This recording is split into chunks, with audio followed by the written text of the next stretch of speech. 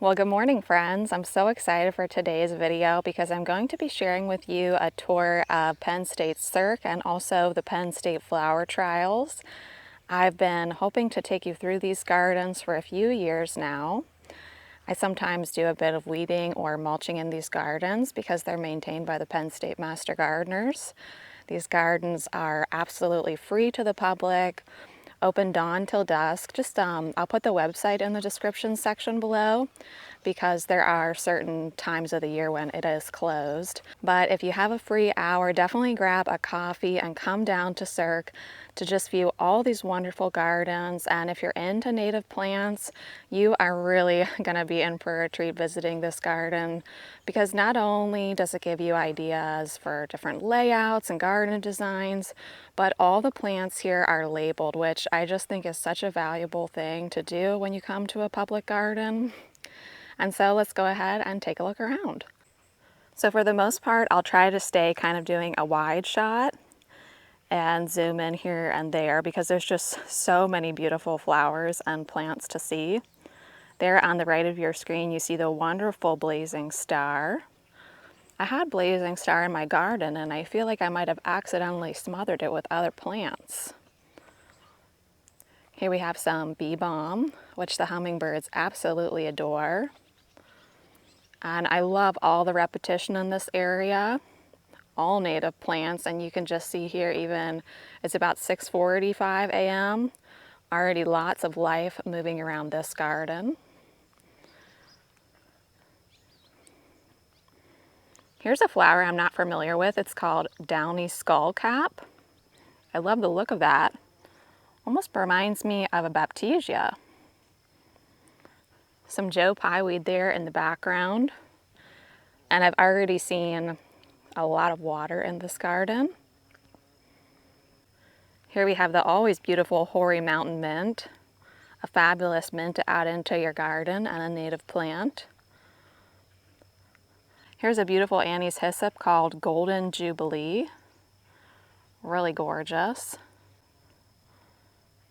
Lots of coreopsis in this garden. That one's called Moonbeam. And then we also have a sneeze weed there. But let me just take a wide shot here. Isn't that beautiful? A 100% native garden is a wonderful thing. Would you agree? Now, don't you just love this wonderful stand of compact St. John's wort? Absolutely beautiful. I see some Amsonia right here, and you can see more water around, just water everywhere. I'll have to ask the boss over here what she's doing to combat the mosquitoes because I'm not getting bit at the moment, and I need all the advice I can get when it comes to that. But so many more plants to see. Please do come visit. You'll absolutely love it. We have the blue false indigo there. Lots of wonderful grasses below. And now we're going to be led into one of my favorite areas, which is the butterfly garden. So we're still in the native garden now. We have some beautiful euryngenium.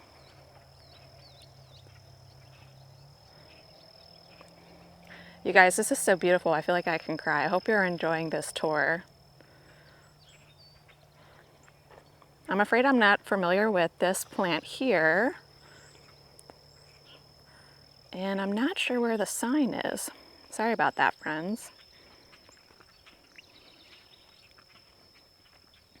Gorgeous echinacea and rudbeckia everywhere you look. And so here we are at the butterfly garden. And isn't it wonderful how they've laid it out? I can't believe there's no one at this garden right now. And maybe that's, the takeaway of this video. If you know of a public garden like this, would you mind dropping it in the comments section right now, especially if it's a research farm run by a local university so that other people can find out about it and visit? So let's walk through this wonderful path that they've made. And this is a lot of work, guys.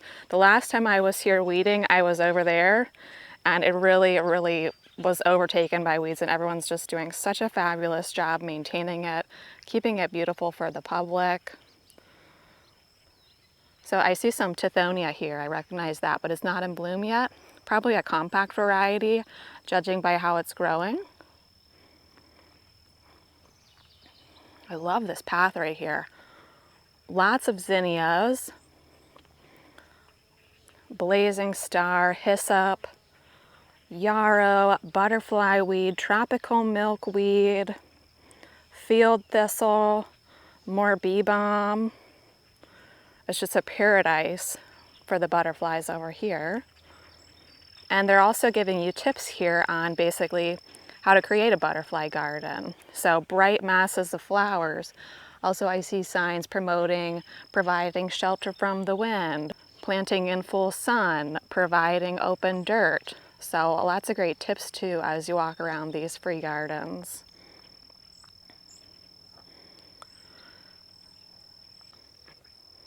Looks like we have some more yarrow over here.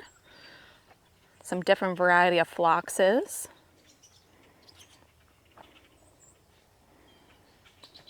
Looks like we have some blanket flower down below. I don't think I've ever grown blanket flower, although I always see it at nurseries. We'll hold on for a second going into the protege so that we can get a full look here at the butterfly garden. I see some verbena back there, some cleome, of course they have the milkweed, gorgeous cosmos, and I think it's just so wonderful to create a space that's purely for butterflies.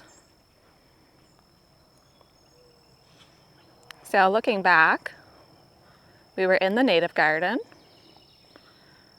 We walked through this gorgeous butterfly garden. And now let's head in to the protege.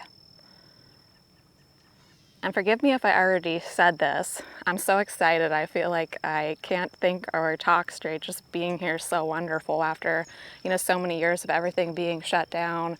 But I especially love this space because of the size of the gardens. They're really attainable sizes, relatable.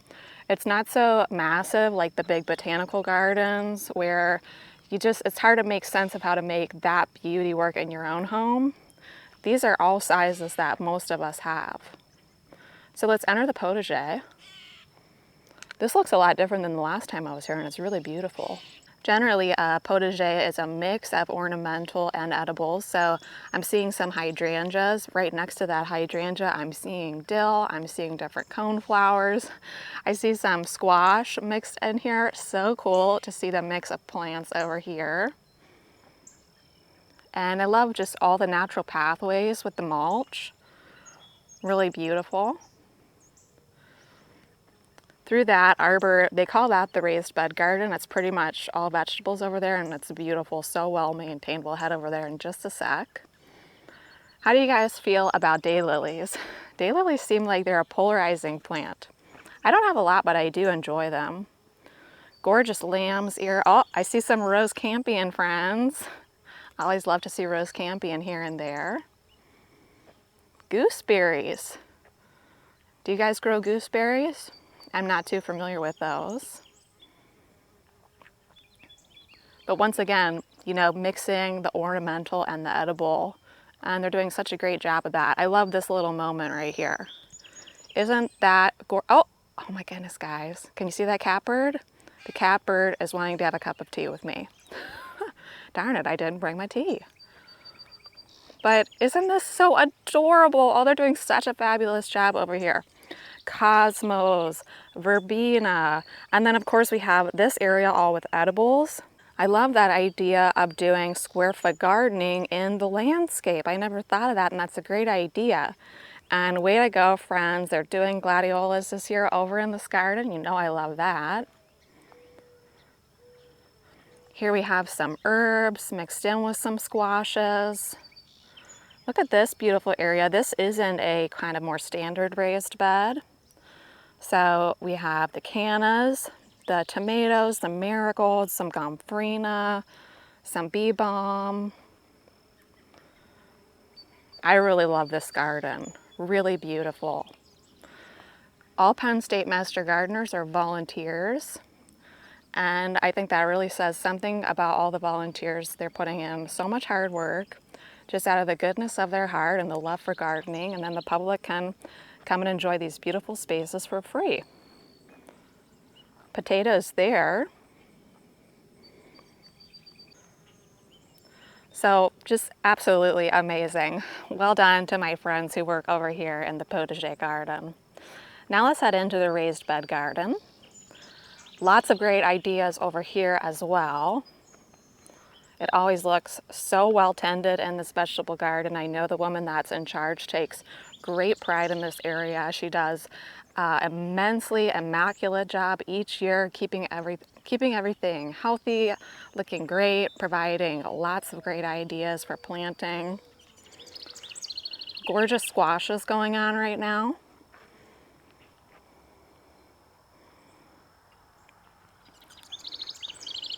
Beautiful peppers and nasturtiums. And I believe the thought here is to show different kinds of raised beds. So some are taller, some are shorter. There's all different materials being used. You've got the onions, the carrots, the beets, and here they're demonstrating companion planting. Really well labeled in this garden. I love how she's designed this area with the bench in front and that arbor in the background. It just goes to show that a raised bed doesn't have to just be a standard rectangle. You can get creative with shapes. I'm seeing some beans here.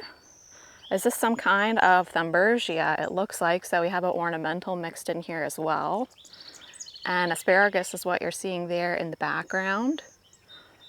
Here comes a gorgeous bed of rhubarb. Did your grandma make rhubarb pie growing up? My grandma made amazing strawberry rhubarb pie. I miss her and I miss that pie, I'll tell you what. So I'm just walking backwards, hoping to give you a sense of this space. I love too the way that she's choosing to label these beds. So they're labeled by number with kind of different varieties. So this one she's saying is a great starter vegetables for small spaces. So she has some different lettuces there. It looks like some kale. Then she has tomatoes. And look at this too. It just goes to show you that you only need a few plants, especially, you know, if it's just you, maybe you have a small family. You don't need a huge space to garden. Gorgeous peppers, eggplant, looks like beets here, and just wonderful ideas. I love the use of calendula here amongst the tomatoes. I see some parsley that they have going on in there. Here they're kind of underplanting the tomatoes with, I think that's cucumber there. Let's see if we can double check what I'm telling you. Yes, it does look like cucumber. Bringing in some marigolds there to bring in some good bugs.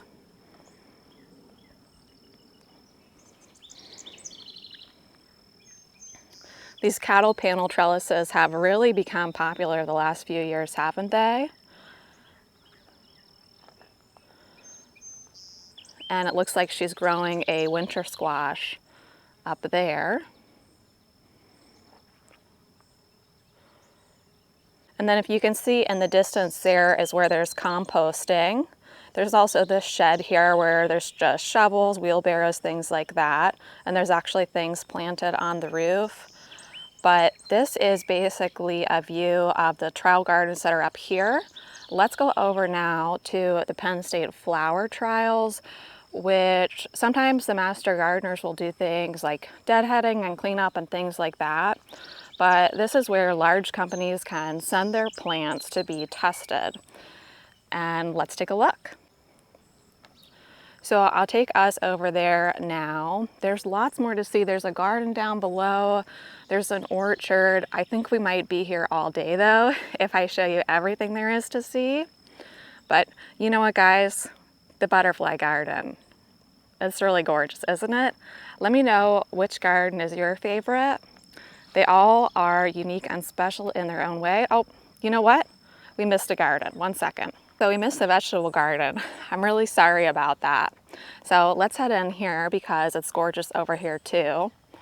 These are in-ground plantings, but they're surrounded by stone. So in a way it gives the feel of almost like they're raised beds or ornamental in nature, but a lot of great ideas in here as well. And really fun ideas. So here we have a pizza garden. So we have, you know, different basils, peppers, tomatoes. It looks like we have eggplants, even onions and rosemary and thyme. So let me turn us this way.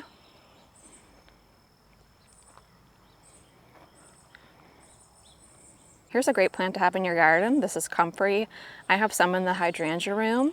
I like to use mine just as a living mulch. I'll just cut it down and mulch my dahlias with comfrey. But a lot of people like to make comfrey tea and use that as an organic fertilizer. If you do that, just be warned that it smells absolutely terrible, but it works like a charm. Oh, this is a really fun garden. This is called the Natural Dye Garden. So they're showing you what plants you can grow and then make natural dyes from them. Great idea. A garden is just full of great idea. Oh look guys, they even have bells of Ireland over here. So fun.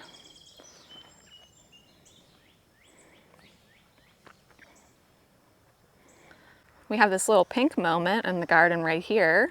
I'm all about that with the pink cosmos and the celosia. Looks like some dahlias will be coming along shortly. All right, I love this garden. Regenerative gardening, choosing the right organic mulch. Okay, this is showing different mulches you can use. So straw, newspaper, living mulch, potato tomatoes as a living mulch. I like that idea.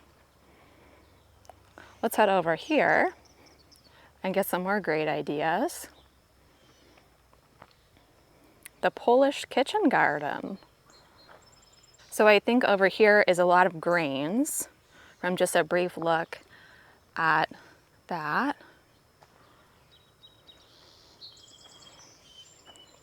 It smells wonderful over here with that fennel and the dill. Bronze fennel, so beautiful.